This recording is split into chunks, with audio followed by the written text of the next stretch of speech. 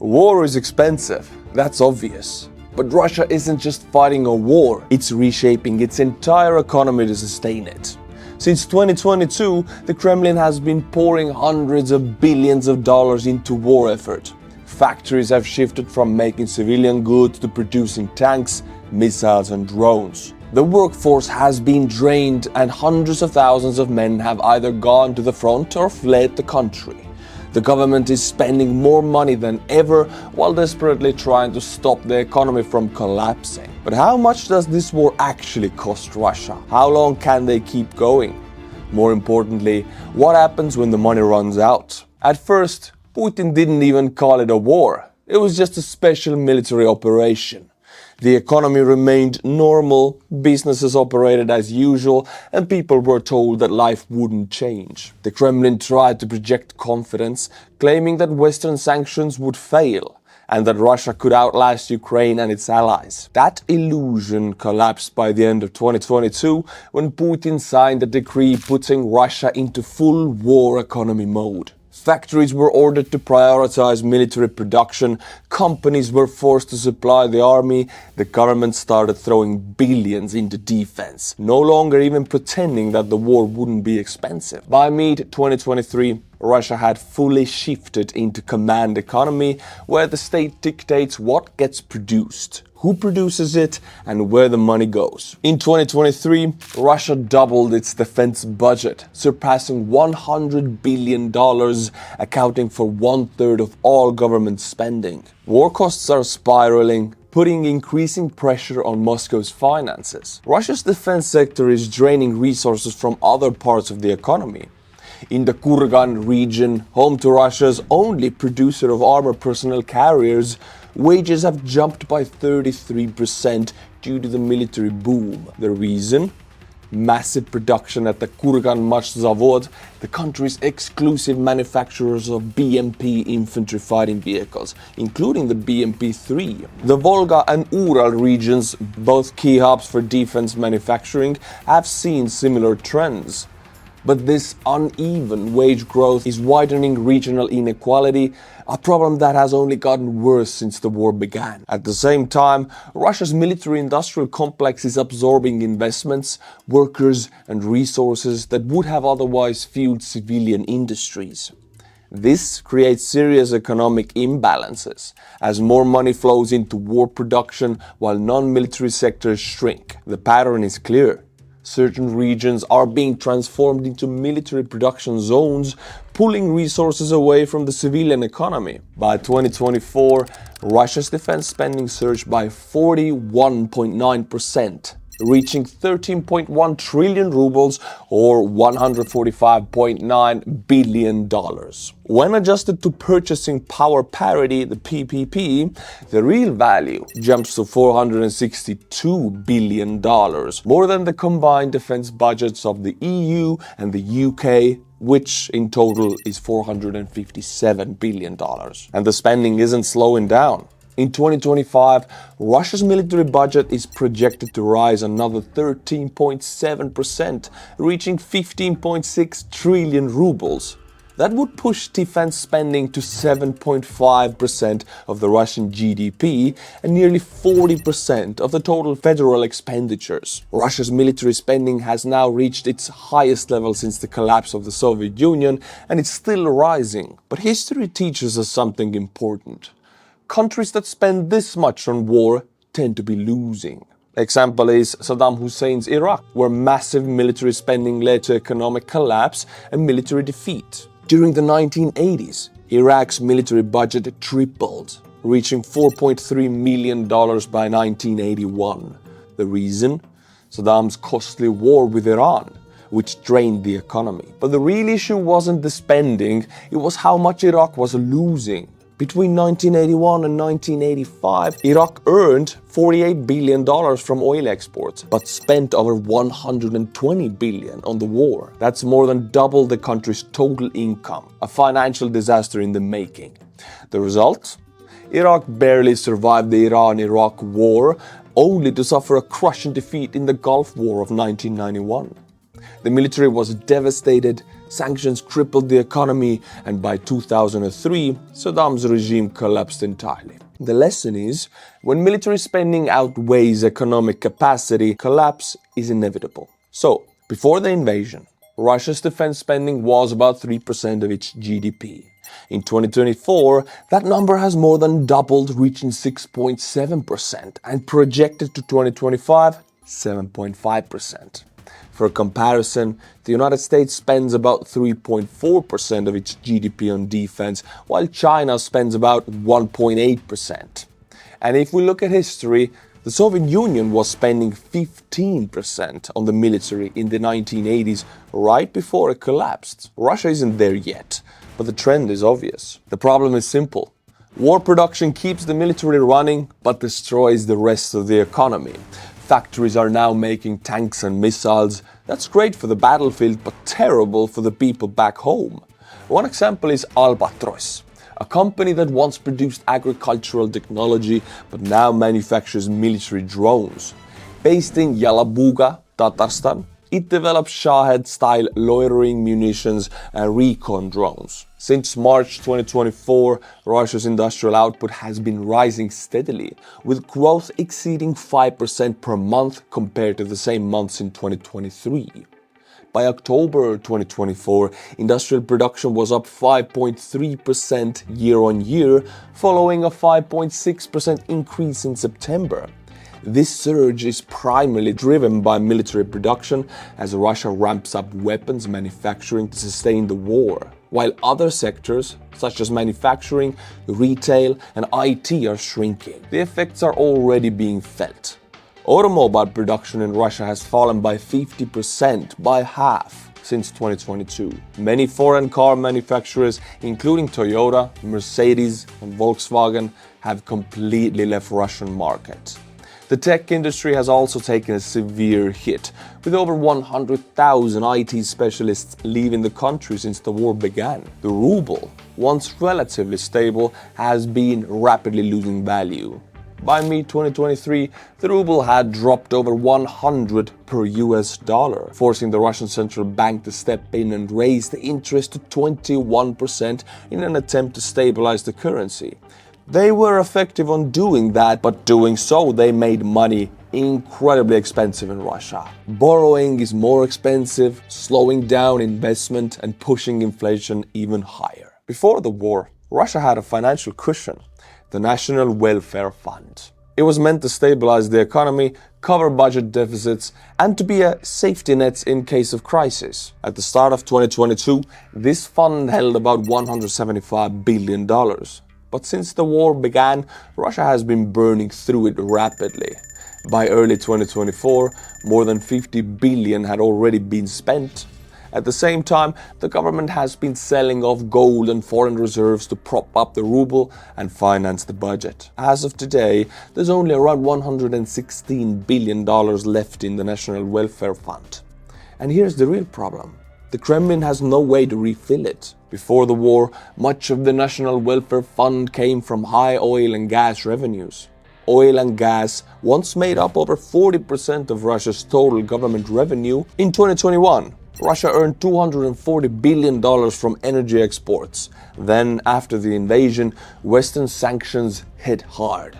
In 2022, Europe cut most of its Russian energy imports, and Germany suspended Nord Stream 2, an $11 billion pipeline project that Moscow had hoped would be a long-term cash cow. But things got worse. On September 26, 2022, explosions damaged both Nord Stream 1 and 2 pipelines near Bornholm, Denmark, causing massive methane leaks. The European Union banned most Russian oil imports, cutting off a market that once bought nearly 50% of Russian crude exports. The damage didn't stop there. Russian banks were cut off from SWIFT, making international transactions difficult. Foreign investments plummeted. Over 1,000 multinational companies left Russia, wiping out billions in economic activity. Moscow lost half of its biggest customers overnight. Russia now sells its energy at discounted price to China and India, bringing in only $99 billion in 2023, far less revenue than before. Even worse, Russia now relies on shadow fleet of oil tankers to evade sanctions. Many of these ships are old, uninsured and operating under fake ownership records. If Western regulations crack down on Russia's illegal oil trade, it could severely disrupt Moscow's ability to sell oil. And there's already a sign of what that could look like. In December 2024, Finnish authorities seized an oil tanker Eagle S, a vessel linked Russia's shadow fleet. The ship was allegedly transporting 100,000 barrels of oil from St. Petersburg, but investigators found a 60-mile-long anchor drag mark on the sea floor, leading straight to the damaged S-Link 2 undersea power cable between Finland and Estonia. By the way, Estonia has only 4 power cables connecting it to Finland and Sweden and over the Baltic Sea, out of which 2 have been damaged. 2 remain. This is why Finland is cracking down. The seizure of Eagle S ship is a warning. If the West starts enforcing stricter controls, Russia's entire shadow fleet operation could be at risk. Estonia follows suit by arresting another Russian shadow fleet tanker in April. The ship had no flag country and no insurance, therefore being illegal in the Baltic Sea. To make up for these losses, the Kremlin has increased taxes on businesses and high-income earners, imposing a war tax on the corporations and wealthy Russians. They also cut funding for healthcare, education and social programs, leading to increasing poverty rates across Russia. By December 2024, Russia's inflation rate climbed to 9.5%. This has led to a rise in food and basic goods prices, making life harder for ordinary Russians. Even the Kremlin knows this situation is unsustainable. In 2024, the Russian government introduced new war taxes to keep funding the war. Income taxes were raised to a progressive scale of 13% to 22%, while corporate profit tax increased from 20% to 25%. At the same time, Moscow quietly launched a voluntary war bond program, which businesses were pressured to participate in. But Russia isn't the first country to try this. Nazi Germany did the same, offering lucrative contracts to big corporations while suppressing trade unions, ensuring businesses had no choice but to fund the war effort. And in World War I, Germany issued war bonds 9 times, raising nearly 100 billion marks. High interest rates and patriotic pressure made sure corporations and institutions invested heavily, whether they wanted or not. The lesson? When a government forces businesses to bankroll a war, history shows it's a sign of desperation.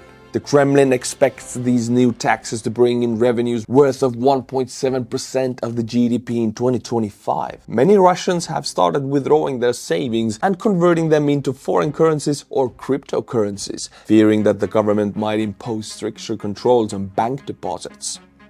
Meanwhile, wealthy Russians, including Putin's inner circle, have been moving their assets abroad, investing in real estate in Dubai and Turkey, where sanctions are easier to bypass. Despite everything, the Kremlin insists that Russia's economy is stable and self-sufficient.